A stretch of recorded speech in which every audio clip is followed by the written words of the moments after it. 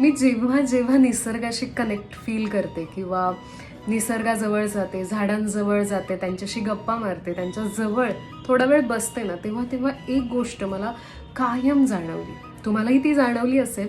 ती गोष्ट अशी की झाडं कधीच काही मागत नाही किंवा हा निसर्ग कधीच आपल्याकडून काहीच मागत नाही. त्याला फक्त देणं माहिती आहे, त्याला फक्त शांतता माहिती आहे. म्हणजे बघा ना, आपण पैशाच्या मागे, आपण ह्या प्रसिद्धीच्या मागे, आपण ह्या सगळ्या मटेरियलिस्टिक गोष्टींच्या मागे इतके पळतोय.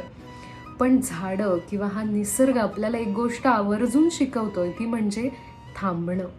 आणि ते खरंच गरजेचं आहे. कारण थांबून तुम्ही जिथं आहात ना, तिथून सुद्धा खूप काही देऊ शकता. काहीतरी देण्यासाठी सतत पळलंच पाहिजे, सतत धडपड केली पाहिजे असं काहीच नाहीये. तुम्ही समाधानी जितके राहाल, जितके आनंदी राहाल, जितकं देण्यामध्ये व्यस्त राहाल ना, तितके मोठे व्हाल. त्यामुळे पळण्यापेक्षा ना, थांबून मी काय देऊ शकतो, देऊ शकते ह्याकडे लक्ष देऊया. छान आनंदी जीवन जगूया.